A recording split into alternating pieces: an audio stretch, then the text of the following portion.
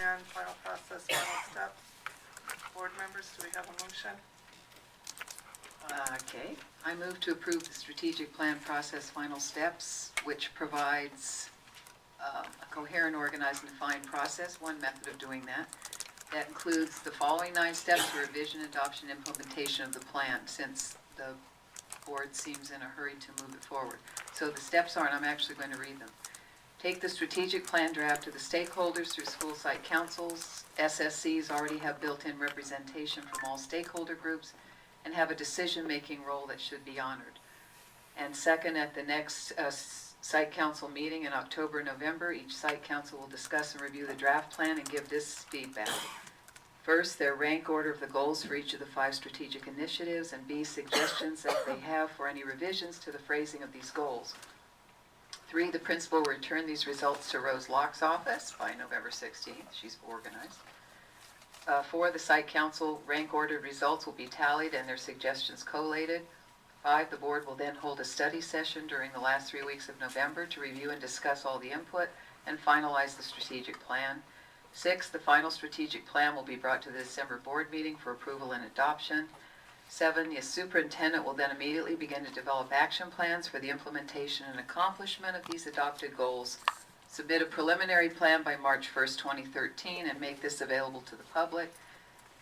8, the 2 public input and information meetings that the board approved in February 2012 for strategic planning have not yet been scheduled. Those will be held during March 2013 for the superintendent to present and discuss the district action plans and to seek community input.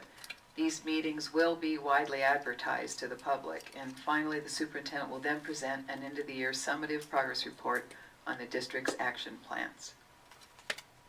Motion by Ms. Hanson, do I have a second? Can I ask just a clarifying question? So I see this 13.6, but then we have 13.7 also. Is it 2 competing It's plans? 2 competing plans, yes. Why? Different board members' ways of doing things. Is there a second on this one? Okay, move on to the next item. Next item is the adoption of the strategic plan. The results given here are from the priority ranking by the Parent Advisory Committee, the Community Advisory Committee, and the public forums that were held. Move approval. Motion by Mr. Everhart, second by Ms. Denler. Board discussion.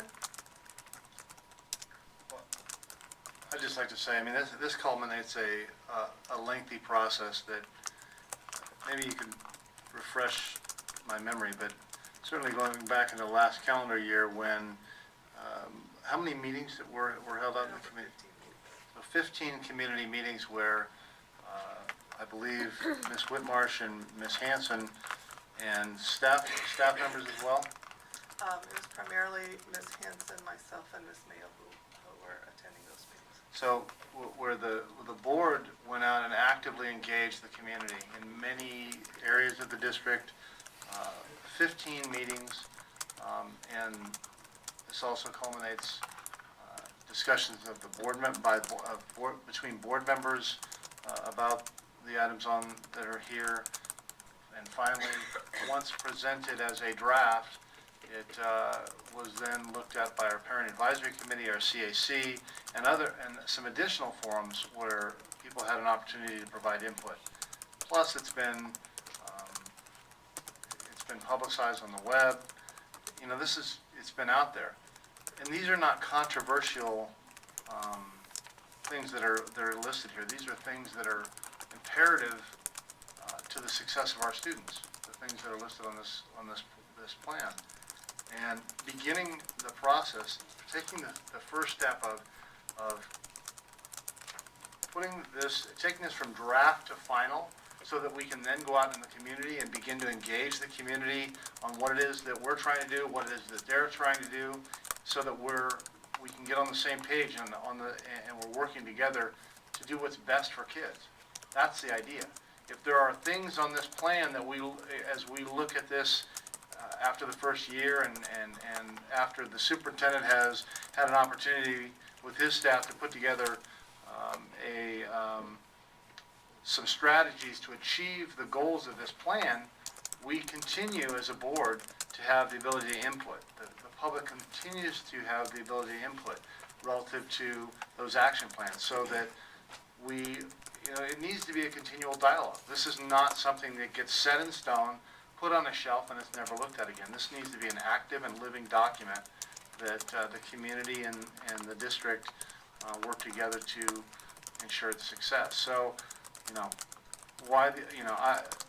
going to comment on the other plan, but, this is,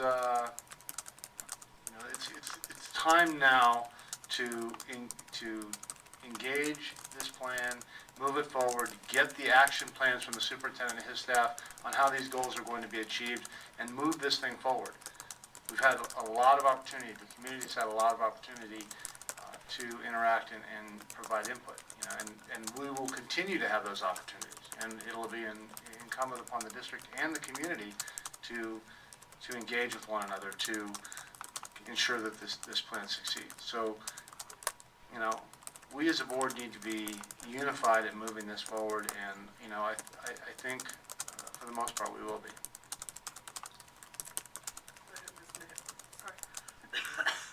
Madam President, I would move to amend the motion on the floor by defining, let's see, what shall I say? The goals in each of the strategic plan to the top 2 vote getters in each category.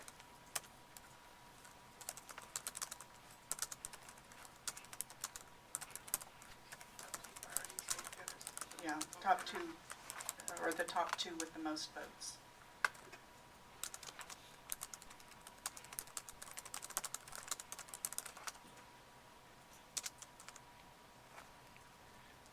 Is there a second for that item?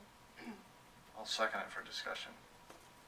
I believe, Madam President, may I speak? Yes, for discussion. My rationale for this was that our intent was to reduce the number of items. One has 7, one has 6, and 3 have 5, so that the superintendent can develop a plan that can be implemented, especially within the short time frame, since we're looking at June 2013. And I believe that it's important for us to either choose the top 2 or perhaps the top 3 in vote getter that achieve the most votes. There are some that I might want to wordsmith, or that I might want to substitute, but at this point in time, I believe that it's important that we honor the method that was conducted, and we value those individuals who took the time to attend the meetings and even coming here to the district office and providing their input. I know there's been some question about some individuals possibly voting twice. In my view, if the individuals came to a meeting and participated, then I think their opinion should be considered.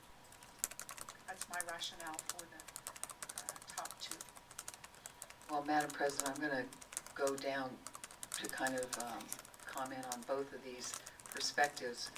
And again, I wrote out some thoughts on this because I think it's important to focus on the actual process that we've gone through and where the board direction may have been.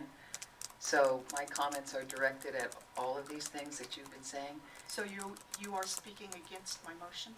I am speaking against the motion, whatever it might be in this case, because I have points I want to make about the process, and some of what you alluded to was the process that we used. And I want to revisit that process that we've used. So I think you're A point of suggesting, order. I believe that if Ms. Hanson is going to speak